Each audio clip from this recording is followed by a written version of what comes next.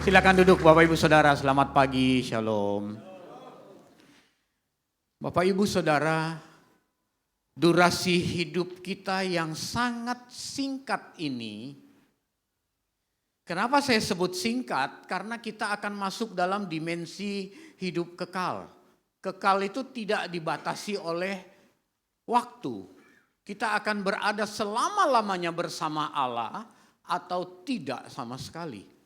Makanya 70-80 tahun hidup kita singkat Bapak Ibu dibandingkan dengan kekekalan.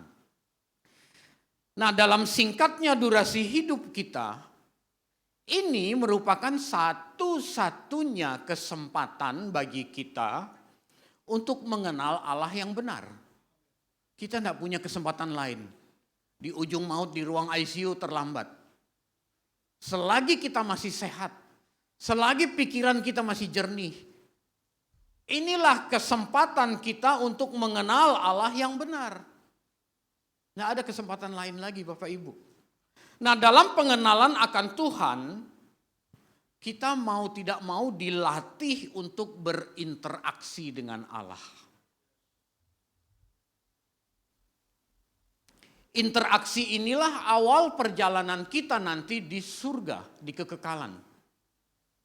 Jadi Anda yang tidak terbiasa berinteraksi dengan Allah, dipastikan Anda tidak mengenal Allah yang benar. Interaksi itu bisa dalam doa, dialog, bisa dalam peristiwa hidup yang kita alami. Mengenal Tuhan atau dalam istilah lain mengalami Tuhan, tidak hanya berada dalam ruangan ibadah seperti ini saja. Oh, kalau ini jelas kita datang dengan satu semangat. Kita mau mengenal Allah, kita mau dengar firman. Tapi yang jauh lebih berkualitas itu mengalami Tuhan dalam kehidupan nyata sehari-hari Bapak Ibu. Tuhan itu bukan hanya diyakini, bukan hanya dirasakan, tapi kehadiran Tuhan harus dialami dalam setiap peristiwa hidup kita. Orang pacaran bisa jarak jauh, bisa virtual, pakai sosial media, bisa video call. Saya punya teman tuh tinggal di Jakarta, dia pacaran dengan orang dari Eropa gitulah, lupa saya negara mana. Bertahun-tahun pacaran, ketika pacarnya datang lalu dilamar dan menikah, bisa. Walaupun Tuhan tidak secara fisik ada di dunia ini, tetapi mengalami Tuhan itu tidak bisa secara virtual Bapak Ibu. Dia itu pribadi yang real, kita harus mengalami dia secara real, katakan amin. Jadi kalau kita tidak mengalami Tuhan dalam setiap detik hidup kita, itu dipastikan kita tidak akan mengenal dia dengan benar. Sementara di sisi lain, dunia sedang bergejolak. Indonesia tidak dalam keadaan baik-baik saja. Keadaan semakin hari semakin sulit. Perang kita belum tahu kapan berhenti. Kadang-kadang Selat Hormuz dibuka, nanti ditutup lagi. Nanti dibuka lagi, ditutup lagi. Jadi IHSG itu naik turun tergantung dengan buka tutupnya Selat Hormuz. Minggu lalu US dollar terhadap rupiah itu sudah mengalami tekanan yang all time high. Sudah di atas 18.000. Ini menandakan barang-barang yang kita beli makin mahal. Kedelai itu diimpor dari Amerika. Dengan kurs dolar yang makin tinggi, harga kedelai makin mahal. Kedelai ini dikirim ke kampung. Di kampung diproduksi bikin tempe. Memang beli tempe di kampung nggak pakai dolar. Tapi makin mahal. Makanya coba Anda ke tukang tempe itu makin tipis banget tempe itu. Kalau dulu kan beli tempe goreng, abang tukang gorengan itu lumayan berisi, ini makin tipis saja. Lama-lama tempe segini kali ya beli tukang gorengan.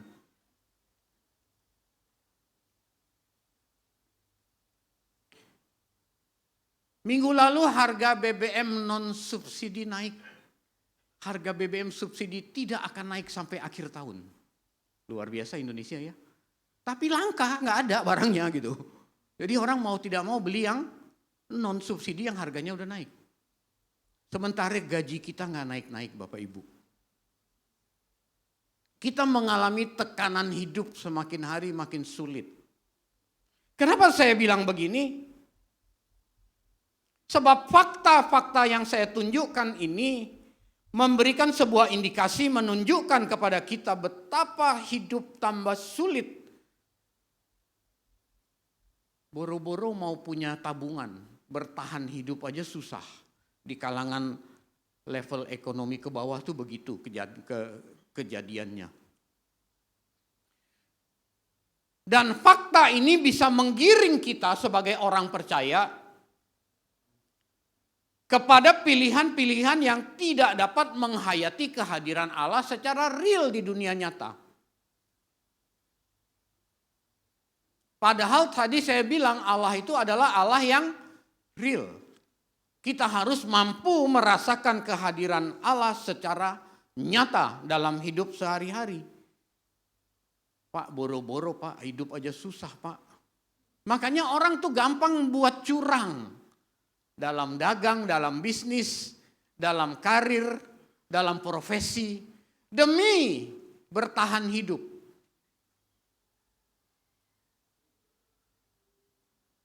Orang dapat menggunakan cara apa saja untuk bertahan hidup. Bahkan sampai dengan cara yang merugikan orang lain. Jual barang haram, jual narkoba, sampai jual diri. Sampai ada yang jual ginjal. Demi bertahan hidup. Udah tidak menghiraukan. Ada Allah enggak ya? Dan kita orang Kristen ada di dalam pusaran ini Bapak Ibu.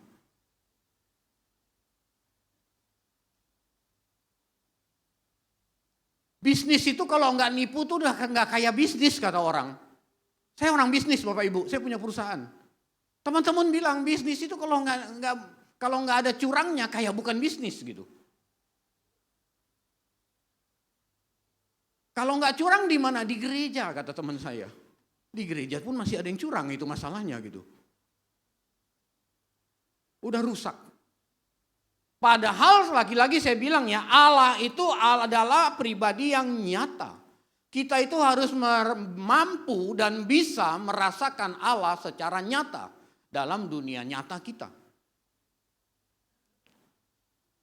Nah, orang-orang yang kompromi dengan dosa, dipastikan dia tidak mengenal Allah yang benar.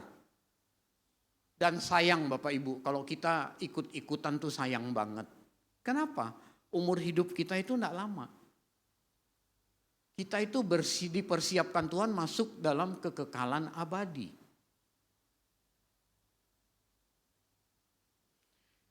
Faktanya integritas sudah jadi barang yang mahal.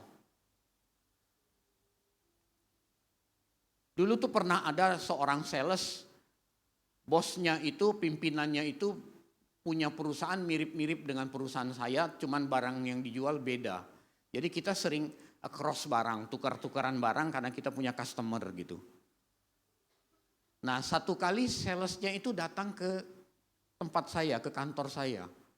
Lalu ngobrol-ngobrol sama saya. Orang Kristen. Kadang-kadang ngobrolin pelayanan, nanti ngobrolin Alkitab. Lalu tiba-tiba handphonenya bunyi. Lalu dia bilang, oh ya Bu, ada barangnya Bu di kantor. Harganya berapa kira-kira begitulah. Bu, harganya sekian. Kalau ibu, ini ibu-ibu kalau diskon kan paling seneng ya.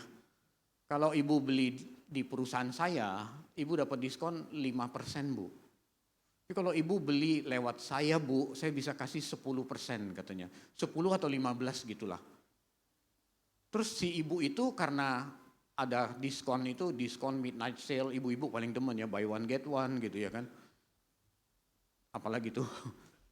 Mungkin si ibu itu deal sama dia, oke beli sekian. Selesai dia teleponan, saya bilang itu barang siapa? Barang bos saya. Kok bisa beli sama kamu lebih murah, diskon lebih besar. Beli di gini Pak. Jangan dicatat ya, ini salah loh ya, jangan megang bolpen nyatet. Maksimal diskon itu dari perusahaan tuh 30%. Nah, tadi saya bilang sama ibu-ibu kalau beli di perusahaan dapat 5%, kalau beli di saya dapat 10%. Saya beli cash sama bos saya, terus saya jual lagi sama ibu itu, saya masih dapat 20% katanya. Terus dia bilang, ya Pak, Tuhan tahulah kita lagi butuh gitu. Dia bawa nama Tuhan. Pak, Bu, kita ada di tengah-tengah situasi ini. Kita itu terlalu mudah kompromi dengan mamon. Tadi voice of Pentecostal tadi, tidak bisa kita mengabdi kepada dua tuan.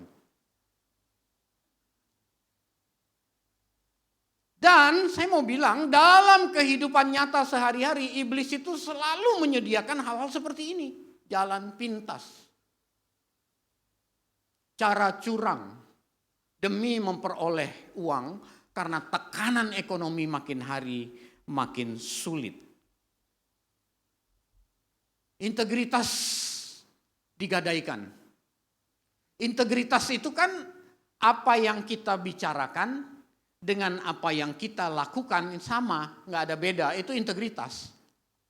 Kalau hari Minggu kita dengar firman, harusnya hari Senin, Selasa, Rabu, Kamis, Jumat kita menghidupi firman. Tapi betapa banyak orang Kristen yang dengar firman, tapi di tempat usaha, di tempat kerja, firman gak laku. Dia balik lagi ke tekukan lama curang. Pak, semua orang juga begitu Pak, dagang. Semua orang juga begitu, itu bukan acuan. Acuan kita hidup seperti Kristus hidup.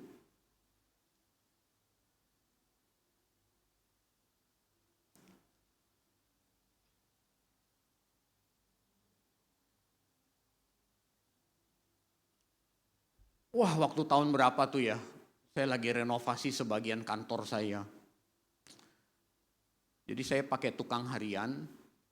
Tukangnya bilang, Pak besok butuh ini Pak, butuh ini, butuh ini. Saya order ke toko material, dikirim, dikerjain gitu. Butuh besi siku 4 mili. Saya pesen. Yang begitu besok paginya datang diukur tukang saya 3,5 mili. Saya komplain dong. Kok ini besi yang datang salah kok, saya pesennya 4 mili, ya itu 4 mili, enggak diukur 3,5 mili, itu 4 mili namanya kata dia. Kok bisa begitu kok, iya biasa di proyek memang begitu katanya. Ini bukan proyek, ini kantor saya, kalau mau yang benar 4 mili harganya beda katanya. Lebih mahal lagi. Ini fakta Bapak Ibu Saudara.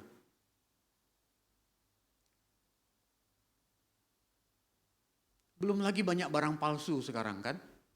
Kalau jam palsu dari dulu udah ada kan. Kalau ijazah palsu baru 2 tahun ini keluar gitu.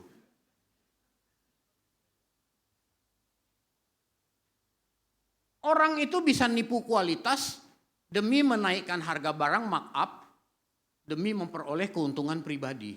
Dan orang Kristen ada di kalangan ini Bapak Ibu.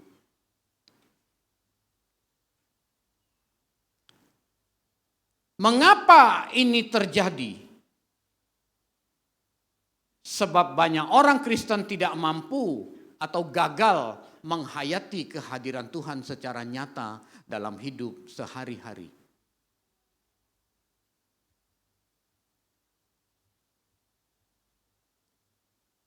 Pak, Bu, saya mau bilang pagi ini, Tuhan itu pribadi yang real, yang seharusnya kita alami secara real.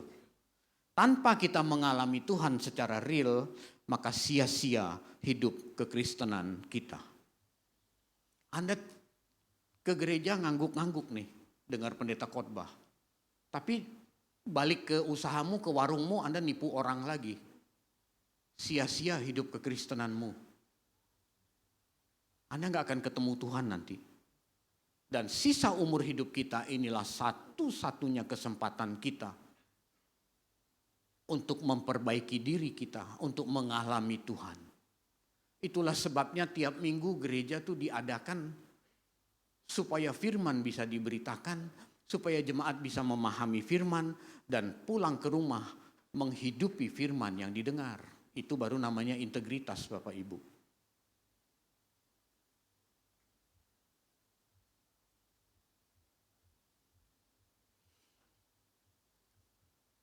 Saya tuh tanya sama Tuhan, Tuhan kenapa ya kayak begini Tuhan?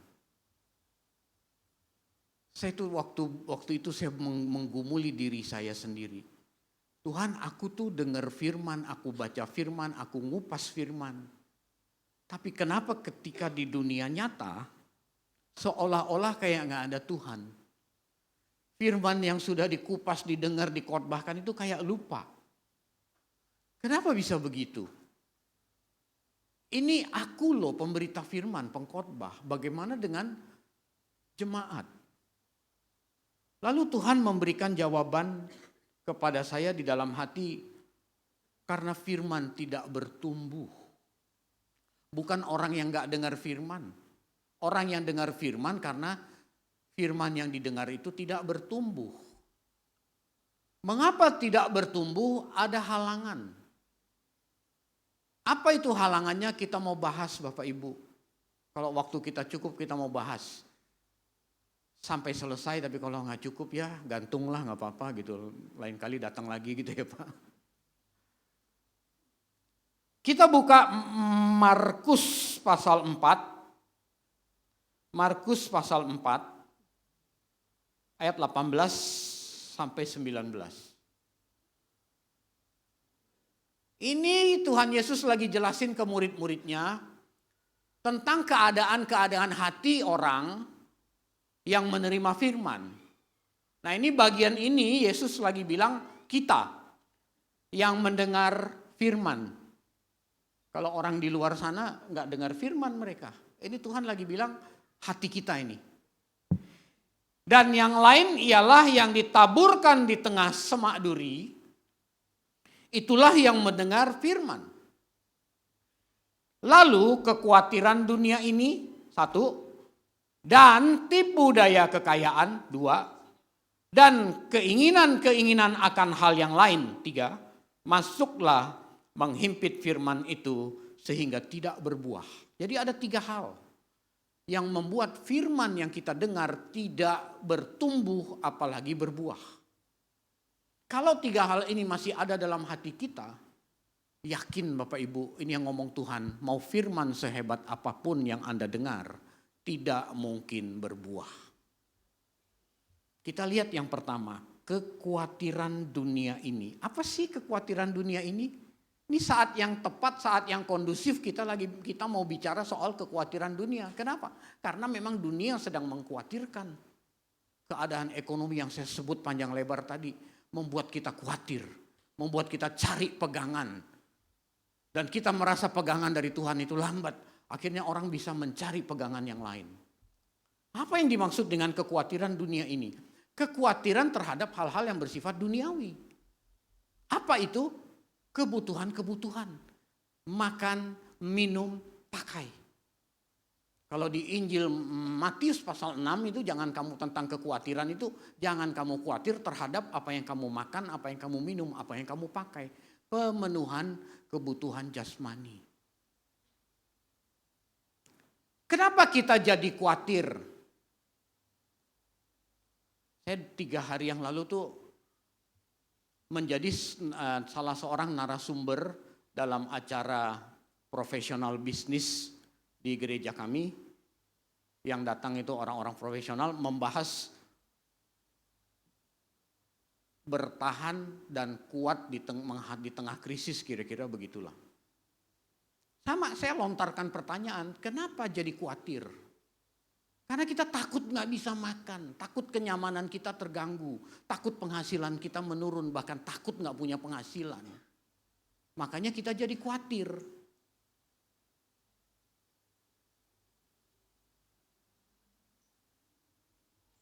Apa yang menyebabkan manusia itu harus bekerja? Saya kejar lagi ke audien. Demi makan Mbak, kalau nggak kerja nggak makan. Yes, benar. Tapi waktu Adam dan Hawa di Taman Eden, sebelum mereka jatuh dalam dosa, mereka kerja enggak? Saya tanya. Ada yang bilang kerja, ada yang bilang enggak. Waktu selesai Tuhan menciptakan manusia, Tuhan tuh langsung kasih 2 perintah kepada manusia. Perintah yang pertama, beranak cuculah dan bertambahlah banyak. Kejadian 1:28. Itu perintah hidup berkeluarga. Perintah hidup berkomunitas. Makanya manusia itu makhluk sosial, manusia tidak bisa hidup sendiri. Secara universal Tuhan mau manusia membentuk keluarga. Walaupun ada yang dipanggil secara khusus untuk tidak berkeluarga, tetapi ini secara universal. Perintah Tuhan yang kedua, panggilan Tuhan yang kedua, kuasailah bumi dan taklukkanlah itu. Ini perintah bekerja. Ini perintah berkarir. Menguasai bumi, menaklukkan bumi itu perintah bekerja. Adam dan Hawa di Taman Eden ngapain bekerja? Kan Tuhan siapin semuanya. Makanan semua dia siapin. Kecuali pohon yang satu ini buahnya tidak boleh kamu makan. Yang lain silakan. Tuhan siapin untuk apa mereka bekerja? Meresponi panggilan Tuhan yang mulia itu. Mereka bekerja. Makanya mereka bekerja dalam ketaatan pada perintah Allah. Mereka bekerja sesuai dengan kehendak Allah. Mereka bekerja tidak melanggar ketetapan Allah sebelum jatuh dalam dosa. Tapi ketika Allah mendapati mereka jatuh dalam dosa, Allah mengusir mereka, lalu Allah mengutuk manusia dengan berpeluh, engkau akan memperoleh makananmu. Sejak saat itu, makna manusia bekerja mengalami pergeseran. Yang tadinya meresponi panggilan Allah yang mulia, sehingga bekerja dilakukan sesuai dengan kehendak Allah, mengalami pergeseran jadi cari nafkah, bertahan hidup. Makanya manusia makin rusak. Sikut-sikutan, terkam-terkaman, tipu menipu, tidak jujur, korupsi itu diturunkan dari manusia pertama akibat dosa sampai hari ini. Makanya kita khawatir. Ketika keadaan dunia bergejolak kita khawatir. Takut gak bisa makan, takut kenyamanan terganggu, takut akhir bulan gak bisa liburan keluar kota karena duit makin menipis. Maka orang bisa korupsi. Bagi orang percaya, bagi kita orang Kristen, harusnya udah tidak di situ. Kenapa? Karena Tuhan Yesus sudah datang. 2000 tahun yang lalu dia memulihkan hubungan semua kita dengan Allah Bapa. Bagi kita yang meresponi karya keselamatan yang Tuhan Yesus kerjakan itu, harusnya cara pandang kita terhadap karir kita, terhadap bisnis kita, terhadap usaha kita, udah bergeser balik seperti di Taman Eden. Kenapa kita bekerja?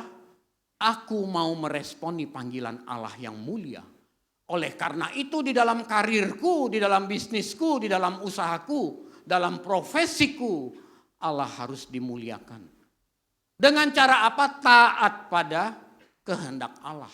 Cari di mana kehendak Allah? Di Alkitab. Di Alkitab itu memberikan guidance. Kita memperoleh rejeki makanan kita sesuai dengan kebenaran firman Tuhan. Kalau ini yang terjadi dalam pikiran kebanyakan orang Kristen, kita tidak perlu khawatir Bapak Ibu. Alkitab itu memberikan sebuah kepastian bahwa dalam setiap masalah yang kita hadapi, Tuhan hadir di situ, katakan amin. Roma 8:28. Tapi ada 2 syarat. Bagi yang mengasihi dia, 1. Yang kedua, bagi yang hidup sesuai dengan rancangannya, yang terpanggil sesuai dengan kehendaknya. Berarti yang hidup taat pada kehendak Allah. Baru Allah bekerja dalam setiap persoalan hidup kita. Tapi kalau Anda tidak mengasihi Allah, apalagi yang paling sering Anda tidak hidup terpanggil sesuai dengan rancangan Allah, tidak taat pada kehendak Allah, sehingga masalah muncul, Allah tidak turut bekerja.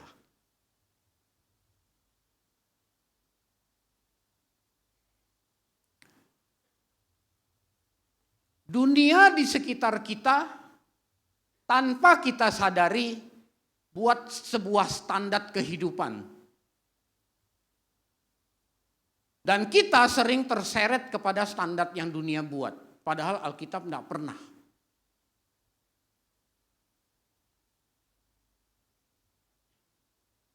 Oh, dunia bikin standar buat para wanita. Muka yang cantik itu yang hidungnya sekian senti gitu. Itu dunia bikin standar. Alkitab tidak pernah bikin standar itu. Supaya kelihatan cantik, bulu mata itu harus yang melengkung ke atas gitu. Itu dunia bikin standar Bapak Ibu. Mulailah timbul banyak klinik-klinik kecantikan. Itu dunia bikin standar.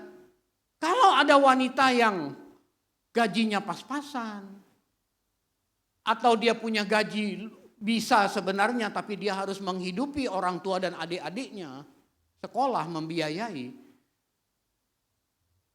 dia terus mikir terus kapan ya aku bisa operasi plastik, bisa bikin bulu mata, kapan ya.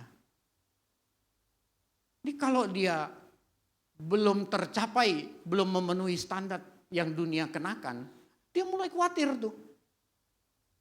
Sebab dalam Kamus Besar Bahasa Indonesia, arti kata khawatir adalah rasa takut, gelisah, dan cemas terhadap sesuatu yang kita belum tahu, yang belum kita capai di depan. Nah, dunia kita bikin standar terus Bapak Ibu. Ini kalau ada wanita seperti ini, dia belum mencapai, dia minder. Terus dia kalau datang ke gereja, pasti itu jadi ketegangan utama dia. Dia mau dengar firman sehebat apapun, tidak bisa berbuah. Kalau dia kerja di perusahaan dengan gaji yang udah ketahuan sekian, pasti nggak bisa. Ketika ada peluang tidak jujur, dia mulai ingat bulu mata belum jadi nih gitu.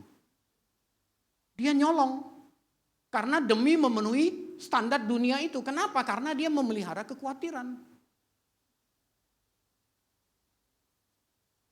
Ngumpulin duit, pengen operasi plastik. Operasi plastiknya nggak mau tanggung-tanggung, maunya di Korea gitu. Korea pedalaman ya enggak apa-apa lah, yang penting Korea gitu ya kan. Contohnya di pedalaman sana gitu, lebih bagusan yang di Jakarta sebenarnya gitu. Kumpulin duit dia, belum cukup. Ketika ada peluang, nggak benar di perusahaan, dia bisa manfaatkan tuh. Makanya Yesus bilang, kalau kamu memelihara kekhawatiran dunia, firman tidak mungkin bertumbuh, apalagi berbuah. Ini kan bulan Juni Juli liburan anak sekolah nih. Betul ya? Dunia sekitar kita bikin standar lagi Bapak Ibu. Anak sekolah kalau libur sekolah, luar kota dong, luar negeri dong gitu. Itu ibu-ibu paling bisa karena punya grup WhatsApp gitu. Temannya bilang, kemana nih, gua kesini nih, ada mulai tuh, wah udah mulai. Dia ngedesak suaminya supaya liburan anak sekolah pergi ke luar negeri. Karena teman-teman di grup ke luar negeri semua gitu. Dunia bikin standar. Ini suaminya nih orang bener, orang polos, dengar firman mau bertumbuh. Tapi didesak terus di rumah. Di kantor ada peluang korupsi, dia korupsi. Lumayan motor listrik bisa di mark up harganya gitu. Dia mark up, jadi tersangka sekarang. Dia mau dengar firman sehebat apapun, karena dia memelihara kekhawatiran karena istrinya ngedesak terus. Akhirnya tidak berbuah firman itu. Integritas digadaikan. Kenapa kita harus mengikuti standar yang dunia kenakan? Nggak perlu Bapak Ibu, Alkitab nggak bilang kalau liburan tuh harus ke luar negeri, ke Eropa, ke Chili, nggak perlu. Di sana ada Cililitan, Ciliwung, Cilincing, murah-murah saja, nggak usah harus ke luar negeri gitu.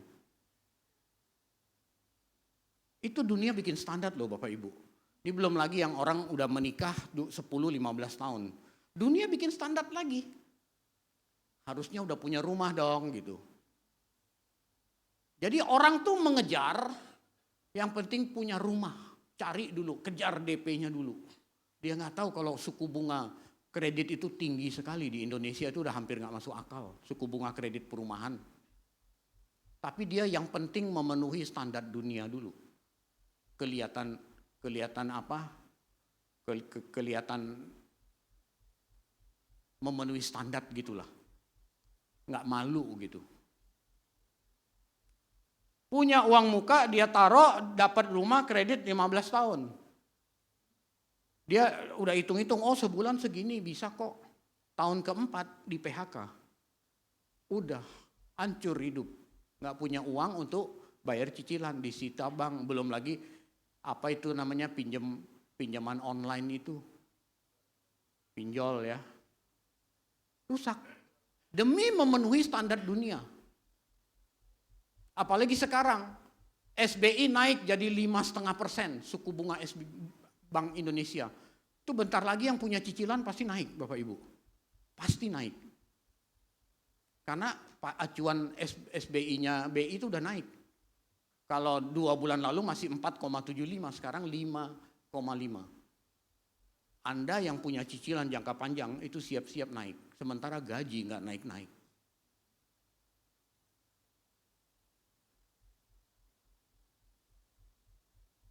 Firman Tuhan tidak pernah kasih standar. Kita yang berusaha mau ikut dengan standar dunia. Kalau enggak kita mulai khawatir. Ketika kita khawatir, firman tidak bisa bertumbuh, Bapak Ibu Saudara.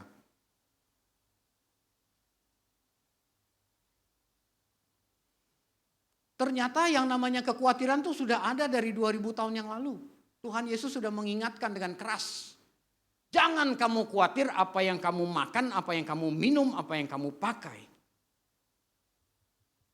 Itu semua dicari bangsa-bangsa yang tidak mengenal Allah. Kita mengenal Allah Bapak Ibu. Kalau kita mengenal Allah, kita tidak perlu khawatir terhadap pemenuhan kebutuhan jasmani. Terus kita gimana Pak? Ini udah kelihatan toko saya makin sepi Pak.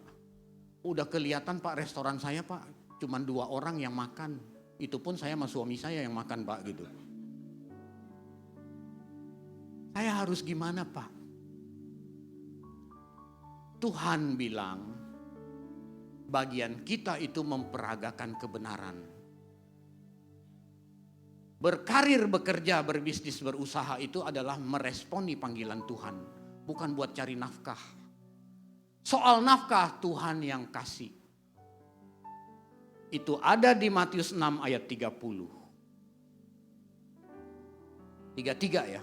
Cari dahulu kerajaan Allah dan kebenarannya, maka semua akan ditambahkan kepadamu. Bagian kita itu cari kerajaan Allah dan kebenarannya. Bagaimana itu Pak? Ya di tempat kerja jujur. Di tempat kerja rajin. Di tempat kerja jangan terlambat. Di tempat kerja tidak boleh sikut-sikutan. Di tempat kerja ada Tuhan dan Anda harus bisa merasakan Tuhan hadir secara real di tempat kerjamu. Sehingga kita memperagakan kebenaran, sehingga Tuhan akan memenuhi apa yang Tuhan janjikan di Alkitab, semua itu akan ditambahkan kepadamu. Kenapa kita khawatir? Kenapa kita ikut-ikutan kayak orang dunia? Khawatir. Kita udah lewat berbagai macam krisis. 98 gawat krisisnya. Bukan cuma krisis keuangan, tapi krisis keamanan juga. Krisis sosial. Mata sipit nggak boleh sembarangan keluar rumah. Pulang-pulang tambah sipit matanya gitu. Itu lebih ganas krisisnya Bapak Ibu. Toh Tuhan pelihara kita. Amin. Tahun 2000 juga krisis, 2008 juga krisis. 2020 seluruh dunia krisis COVID. Tidak ada kepastian kita besok hidup apa enggak gitu. Waktu awal-awal COVID tuh lihat di berita, si ini meninggal, si ini meninggal. Makin lama kok makin deket ya circle-nya yang meninggal gitu, ya kan? Teman kantor lah, famili lah. Wah, bahaya ini makin deket. Saya sampai 4 kali apa vaksin tuh waktu itu gitu, saking takutnya gitu. Yang resmi 3 kali ya kalau nggak salah, yang beli sekali, yang keadaan gawat sekali, yang varian Delta kan lagi gawat, vaksin masih susah tapi ada yang jual gitu, beli dah gitu. Toh kita lewati semua, Tuhan pelihara kita Bapak Ibu. Kenapa kali ini kita kayak seperti ayam kena flu burung gitu? Nggak perlu khawatir Bapak Ibu, asal kita penuhi bagian kita. Itulah perlunya kita datang ke gereja, kita mendengar firman yang benar. Alkitab bilang kamu lebih dari burung. Burung di langit saja dipelihara, bunga bakung di ladang didandani Tuhan. Kita itu lebih dari burung. Tapi burung di langit, burung yang sedang terbang. Tuhan siapkan makanannya, burung itu terbang mencari makanannya. Bukan burung yang di dalam sangkar, tunggu majikan kasih makanan. Kita itu seperti diibaratkan lebih dari burung di langit, burung yang sedang terbang mencari makanan. Maka kita harus memenuhi tanggung jawab kita masing-masing dengan bekerja. Tuhan siapkan, tapi kita harus bekerja. Bekerja sesuai dengan prinsip kebenaran firman. Cari dahulu kerajaan Allah dan kebenarannya. Kalau ini kita lakukan Bapak Ibu, kita tidak perlu takut. Tuhan siapkan. Maka semuanya akan ditambahkan kepadamu. Itu kalimat pasif. Itu pekerjaan Roh Kudus, bukan pekerjaan kita. Semua akan ditambahkan, Roh Kudus yang nambahin. Bagian kita kerja baik, kerja rajin, kerja jujur, jangan nipu orang, jangan bohong, jangan korupsi. Maka semua akan ditambahkan. Kamu kerja di perusahaan walaupun gajimu mungkin kecil, cuman di gudang gitu. Tapi jadilah pegawai gudang yang excellent. Perusahaan belum buka, kamu sudah nyampe. Kerja memanfaatkan waktu dengan baik.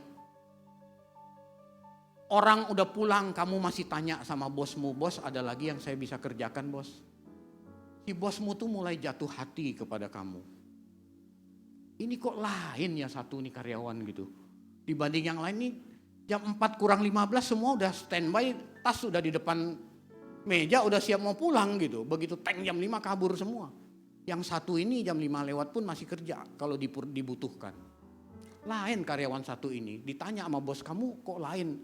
Beda dengan yang lain. Iya lain bos, saya hari Minggu saya ke itu Coach Megastore gitu. Oh beli furniture? Enggak. Saya gerejanya di sana bos. Oh gerejamu di sana? Bosnya mulai highlight. Ini lain yang satu ini. Terus berapa bulan kemudian bos lihat makin excellent ini, karakter anak ini makin excellent. Bos teringat, dia punya anak gadis yang belum laku kawin gitu. Mulai si bos bilang, kamu main-mainlah ke rumah. Dijodohinlah, singkat cerita dijodohinlah sama anak gadisnya bos.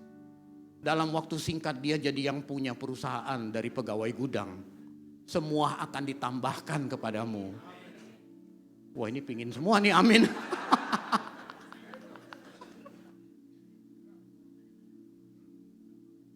Kadang-kadang kita nggak kuat karena dunia di sekitar kita semua rusak, jadi kita ikut-ikutan Bapak Ibu. Belum lagi kita punya daging. Belum lagi kedesak supaya dapat validasi dari orang gitu. Tapi Bapak Ibu Saudara,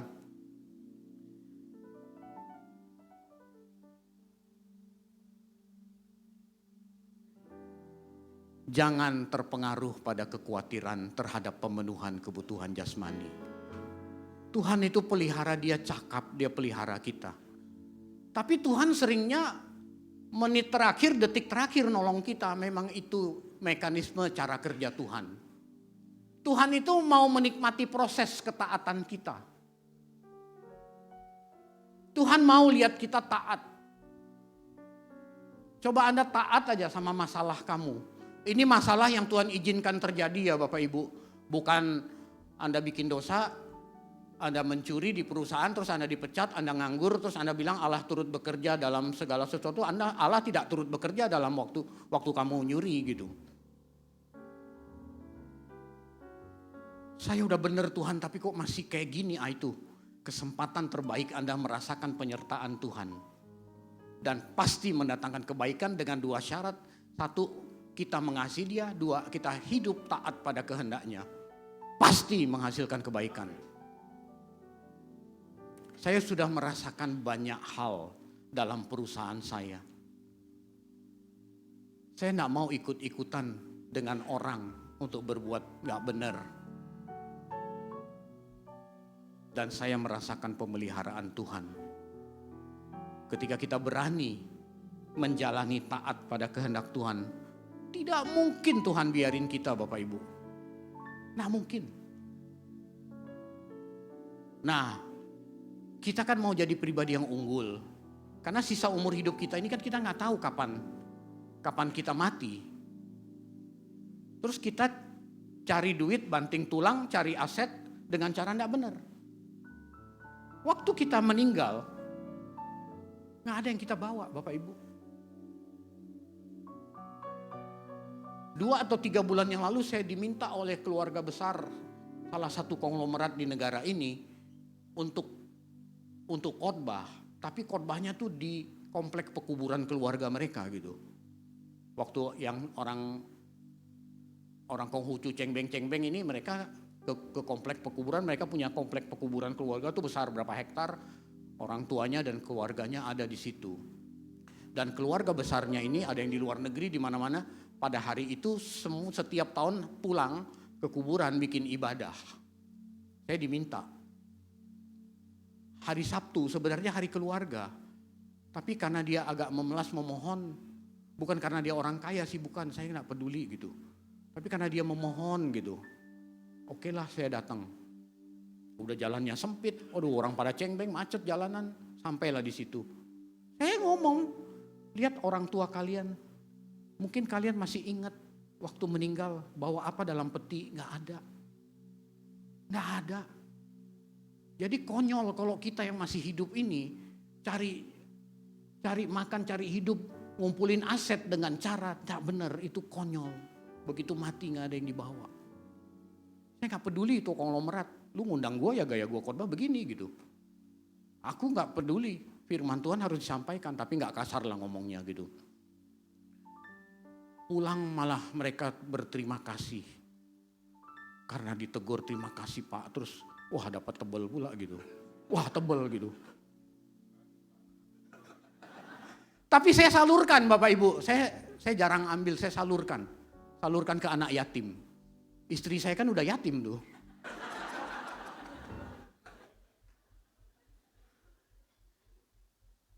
Pak, umur hidup kita tuh singkat, kita nggak tahu kapan.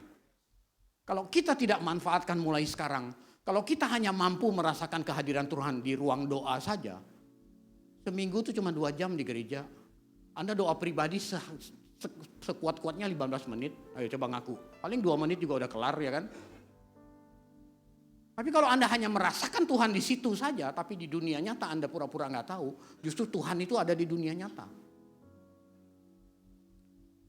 Jangan kayak orang tuh di jalan protokol, begitu ada kamera CCTV langsung nggak berani megang handphone, langsung pakai sabuk pengaman gitu. Di jalan yang nggak protokol dibuka semua, nggak peduli. Kita nggak punya waktu yang lain Bapak Ibu. Ini kesempatan satu-satunya. Kita menunjukkan kepada dunia sekitar kita bahwa Allah nyata dalam kehidupan kita sehari-hari.